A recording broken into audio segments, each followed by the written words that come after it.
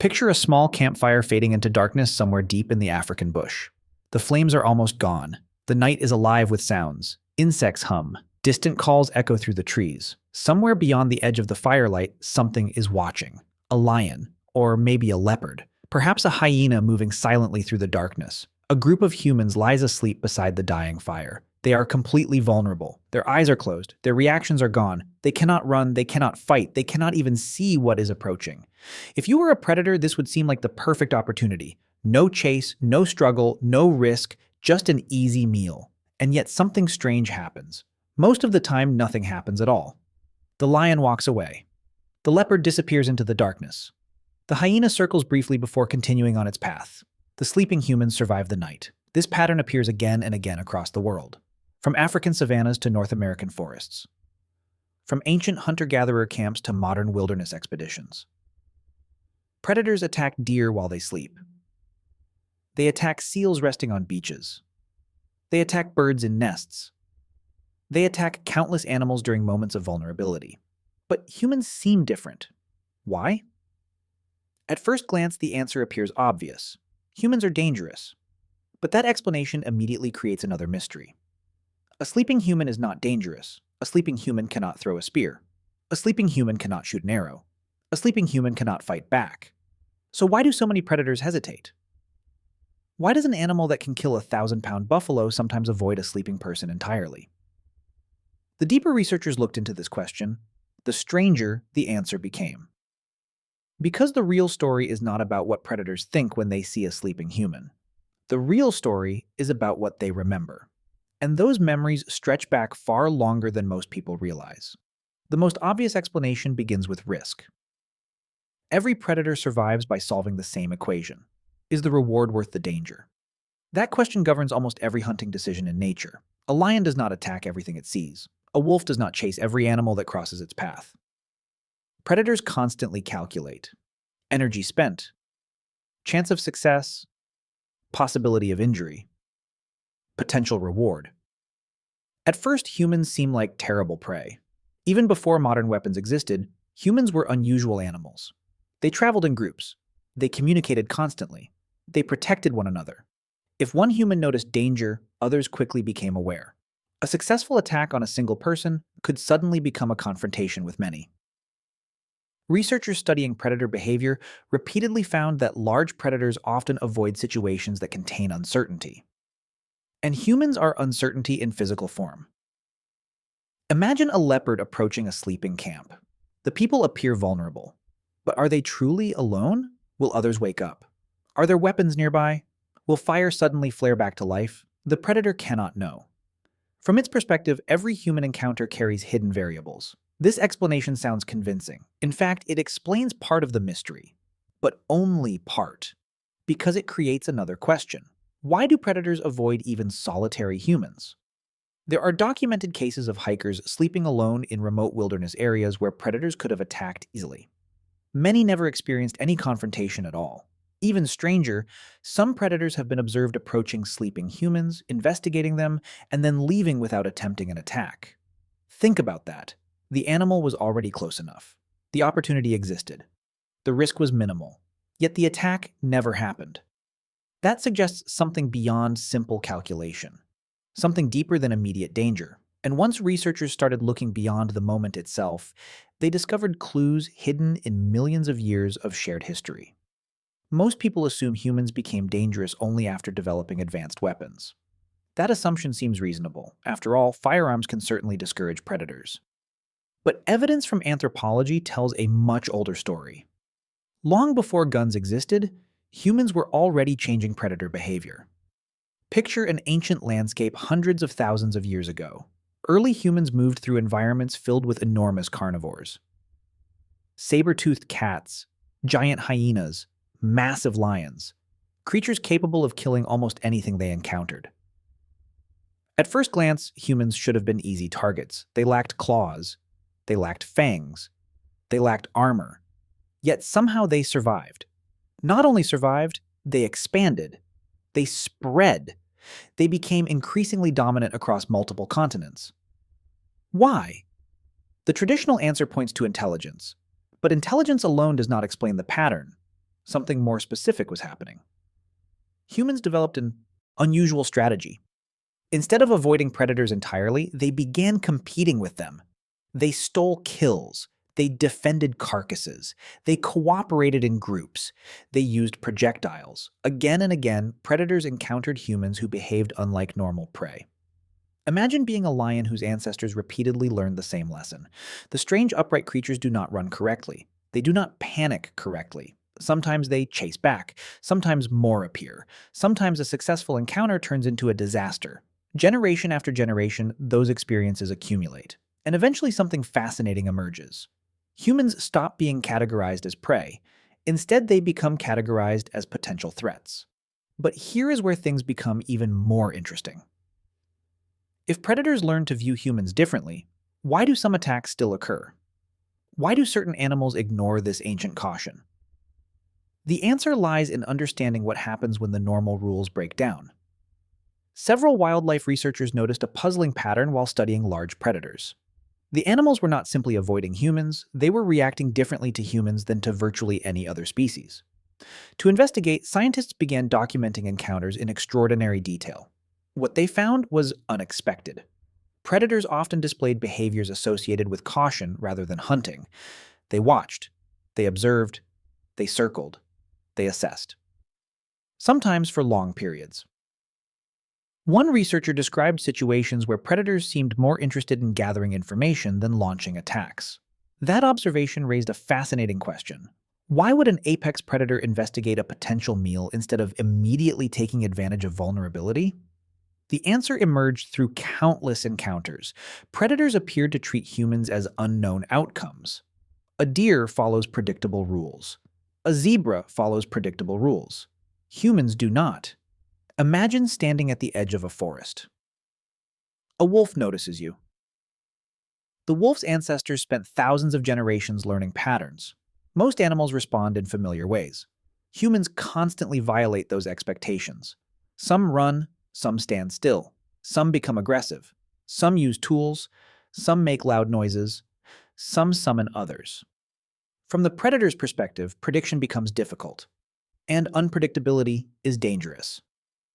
This discovery reshaped how many researchers viewed predator behavior. The question was never simply whether a human could be killed. Of course, humans can be killed. The real question was whether the outcome could be predicted. For many predators, uncertainty itself becomes a warning signal. But if unpredictability explains so much, why do certain predators occasionally ignore it? Why do some individuals become man-eaters while others never attack humans at all? That mystery led researchers toward one of the most revealing clues in the entire story. In the late 19th century, a pair of lions became infamous near Tsavo in East Africa. Stories spread rapidly. Workers vanished during the night. Camps became places of fear. The lions seemed different. Unlike most predators, they repeatedly targeted humans. For months, they created terror. Eventually, their story became one of the most famous predator cases ever recorded. At first glance, the Tsavo lions appear to contradict everything we have discussed. If predators naturally avoid humans, how could such events occur? Researchers later examined the evidence closely, and the deeper they looked, the more complicated the story became. The lions were not behaving like healthy predators operating under normal circumstances. Evidence suggested physical problems, environmental pressures, and unusual conditions may have influenced their behavior. Suddenly, the mystery shifted. The question was no longer why the lions attacked. The question became why such cases were rare enough to become famous. Think about that. Across vast stretches of history, the attacks that capture public attention are often memorable precisely because they are exceptions. Most predators never become known to history. Most never develop a pattern of hunting humans. Most continue avoiding us entirely. The Tsavo story revealed something important. When the normal balance changes through injury, scarcity, age, or opportunity, the ancient caution can weaken. But it does not disappear easily. The fact that researchers still discuss such rare cases more than a century later highlights how unusual they are. And that realization points toward a much larger pattern spanning the entire animal kingdom. Once researchers broadened their perspective, the same pattern appeared almost everywhere. Large carnivores from different continents often behaved similarly around humans. Bears, wolves, big cats. Even species separated by geography and evolution showed comparable caution. Why would unrelated predators arrive at the same conclusion? The answer may lie in repeated experience. Across thousands of years, humans became one of the most influential forces in nearly every ecosystem they entered. Predators learned this reality directly. Individuals that treated humans carelessly often paid a price. Those that exercised caution survived longer. Over time, avoidance became advantageous. Picture a young predator learning from experience. Perhaps it approaches a human settlement. Suddenly, loud noises erupt. Fire appears. Objects fly through the air. Multiple humans emerge. The encounter becomes stressful. The lesson remains. Now multiply that process across generations. Eventually, entire populations develop tendencies shaped by countless encounters. But the pattern extends beyond direct conflict. Humans alter landscapes. Control territory. Create unfamiliar structures. Generate sounds unlike anything found in nature. For predators, our presence often signals disruption, and disruption frequently means risk. This helps explain something remarkable. A sleeping human may appear vulnerable in the moment, yet predators are not evaluating only the moment. They are responding to an entire category of experience. The sleeping person represents something larger, a species associated with unpredictability, cooperation, technology, and danger. In other words, predators are reacting not just to the individual before them, but to what that individual represents. Still, a final mystery remains. Why did humans become that category in the first place? Why did evolution place us in such an unusual position? The answer connects everything. Of course, exceptions exist. Some predators do attack sleeping humans. Leopards have done it, tigers have done it, bears have done it. And in rare circumstances, even predators that normally avoid people can become dangerous. But when researchers examined these incidents, recurring themes emerged. Many involved injured animals. Others involved extreme food shortages. Some occurred when predators became habituated to human presence. A few involved mistaken identity. In several cases, the predator was operating outside normal conditions. That detail matters. Because exceptions reveal the rule, imagine a predator facing starvation. The risk equation changes dramatically. Opportunities that once seemed dangerous begin to look acceptable. An old or injured predator may struggle to capture normal prey. Humans suddenly appear easier. The ancient caution remains, but desperation can overpower it. This explains why attacks cluster under specific circumstances rather than occurring randomly.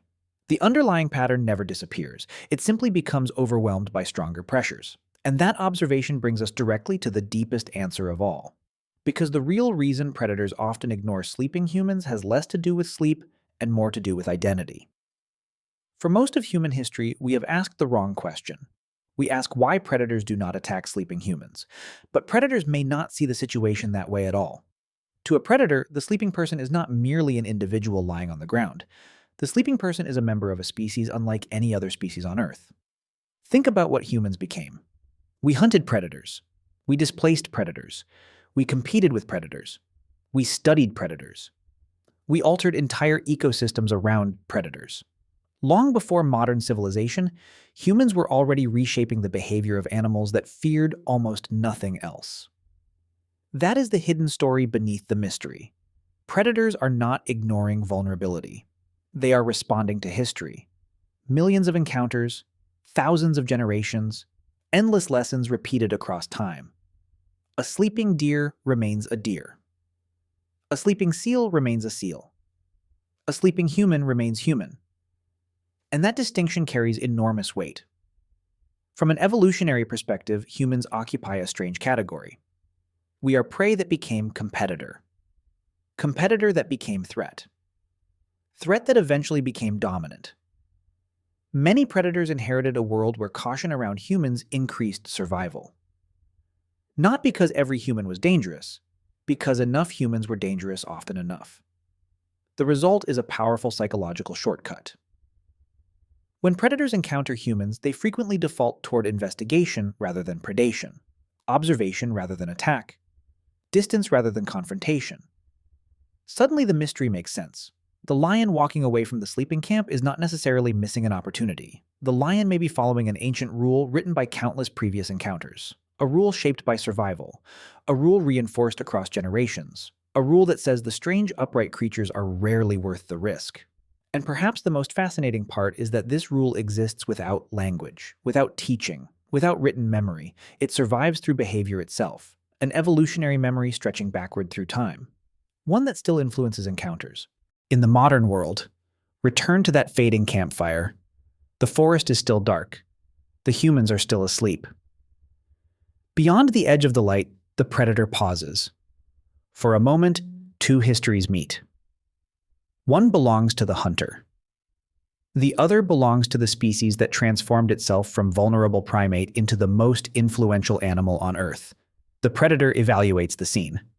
The sleeping figure looks defenseless. The opportunity appears simple. Yet something older than the moment lingers in the decision. A long chain of encounters, generations of lessons, ancient calculations shaped by survival. And so the predator turns away. Not because humans are invincible, not because attacks never happen, but because evolution rarely rewards unnecessary risks. That may be the strangest part of the story. When we imagine ourselves alone in the wilderness, we often picture predators as the ultimate danger. Yet many predators may be carrying a different image entirely. An image of us, a species so unusual that even while asleep, we remain something more than prey. And perhaps that is the real answer hidden beneath the mystery. The reason many predators leave sleeping humans alone is not because they fail to recognize an opportunity. It is because after countless generations, they recognize exactly what they are looking at.